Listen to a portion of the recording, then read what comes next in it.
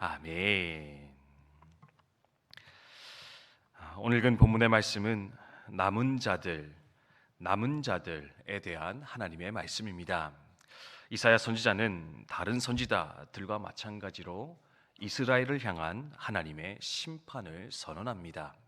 이스라엘 백성들은 하나님을 떠나갔고 그로 말미암아 그들 가운데 무서운 심판이 임하게 될 것이다. 그런데요, 이 심판의 메시지와 더불어서 이사야서에 계속적으로 등장하고 있는 또 다른 한 가지 주제가 있는데 그것은 무엇이냐? 이 심판 가운데서 모든 사람들이 멸망당할 것이 아니라, 모든 자들이 죽을 것이 아니라 남은 자들, 하나님이 남겨둘 자가 있을 것이다. 그리고 그들을 통해 회복은 일어나게 될 것이다. 가르치는 거 볼 수가 있습니다. 그런데 이 남은 자들에 대한 말씀은 비단 이사야 선지자만의 선언은 아닙니다. 성경 전반을 통해서 하나님은 이 남은 자에 대해서 이야기하는 거 볼 수 있는데, 여러분 성경의 역사에서 가장 처음 있었던 심판 무엇인지 기억이 나십니까? 우리가 잘 아는 노아의 홍수 심판, 그것이 첫 번째 하나님의 심판이었는데, 그 홍수 심판에서도 모든 이가 멸망당한 것이 아니라 누가 살아남았다 이야기하고 있느냐? 바로 노아와 그의 가족들은 살아남아 그들을 통해 하나님의 새로운 역사가 출발되게 되었다 이야기하는 것 볼 수 있습니다. 두 번째 심판은 무엇입니까? 바로 소돔과 고모라의 심판이었습니다.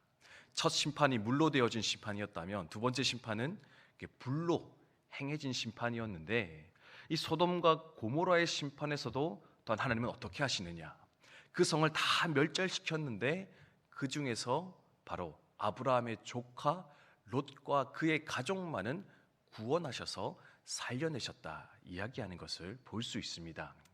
또 어떤 것이 있겠습니까? 출애굽한 이스라엘 백성들 예로 들 수 있을 것 같은데요, 그들은 하나님의 은혜를 받아 출애굽하여 약속의 땅 가나안으로 출발하지만 하나님의 약속을 믿지 못해 결국에 광야에서 모두가 멸절을 당하게 되었습니다. 그런데요, 그 출애굽 1세대들이 광야에서 죽어 사라져갈 때 그들 중에도 살아남은 자가 있었다, 남은 자들이 있었다 이야기하는데, 바로 갈렙과 여호수아만은 약속의 땅 가나안으로 들어가 하나님의 역사를 이어가는 자가 되었다 이야기하는 것을 볼 수가 있습니다. 무엇을 말씀드리느냐?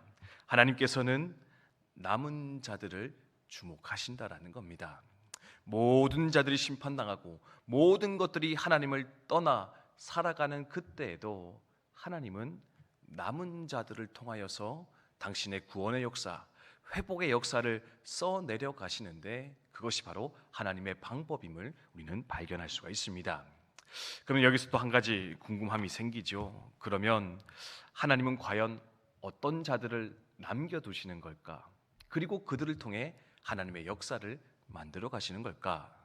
물론 남은 자들은요, 하나님의 전적인 주권으로 선택받은 자들입니다.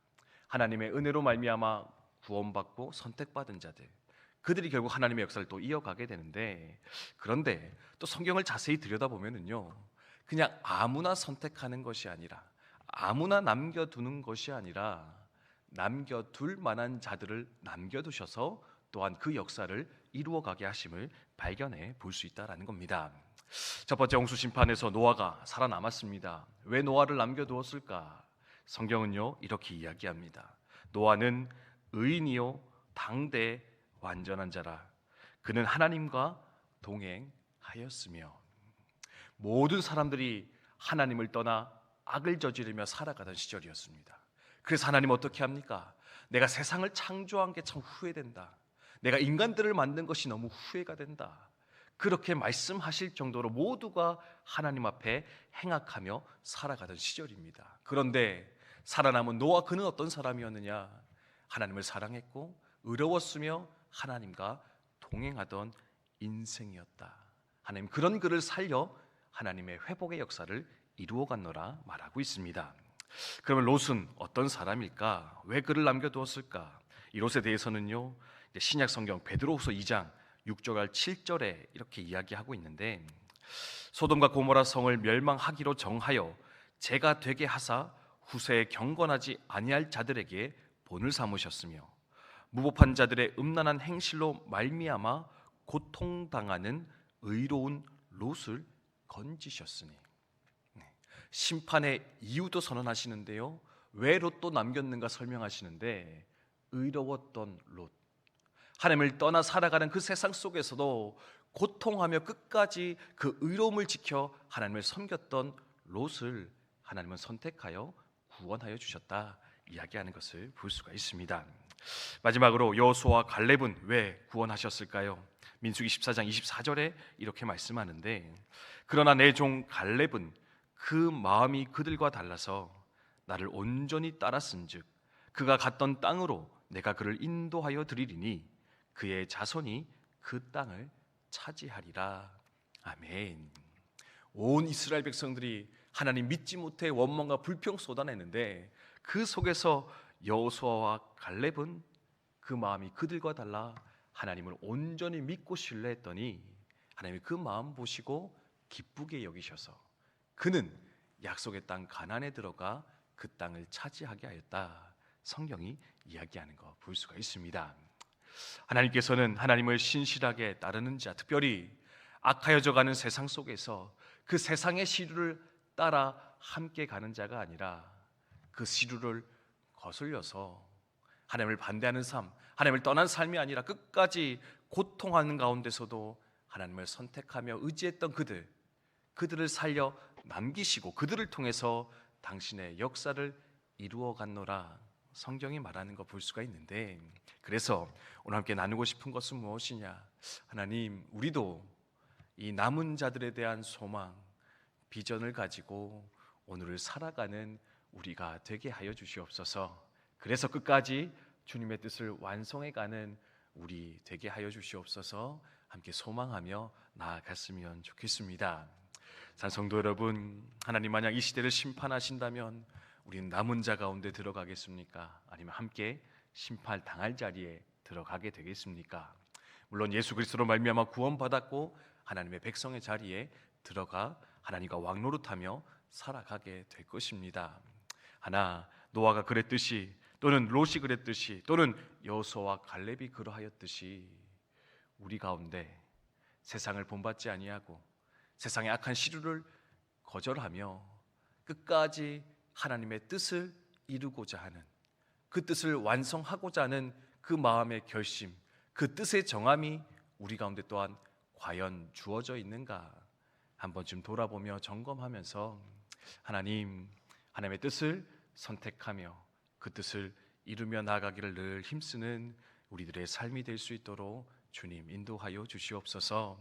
어제도 나눴듯이 세상이 탐심을 쫓아 살아갈 때 하나님 그 시주를 거스르게 해주시고 하나님 안에서 온전한 자족과 감사와 청지기의 삶을 완성하여 살아가게 하여 주시옵소서. 세상이 하나님을 향해 그 마음을 높여 교만하게 살아갈 그때에 우리는 철저히 피조물의 자리에 서서 겸손히 하나님 바라며 경외하여 살아가는 우리들이 삶에 되게 하여 주시옵소서.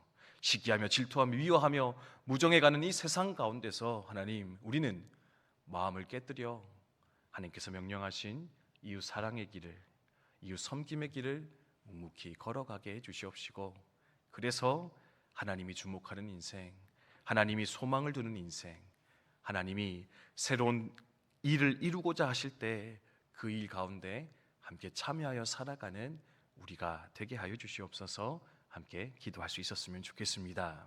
그리고 바라는 것은 하나님, 왕년에 내가 그렇게 살았는데요, 이전에 내가 그렇게 살아왔는데요, 예전의 것을 이야기하는 것이 아니라 하나님, 지금 오늘 여기서부터 또한 주의 길을 내가 걸어가기를 원합니다. 내가 앞으로 주의 뜻을 더 완성하기를 원합니다. 늘 그 마음을 새롭게 하여서 주님의 뜻을 선택하며 살아가는 우리 저와 여러분 국방대학교 성도님들 다 되시기를 주님의 이름으로 축복드립니다.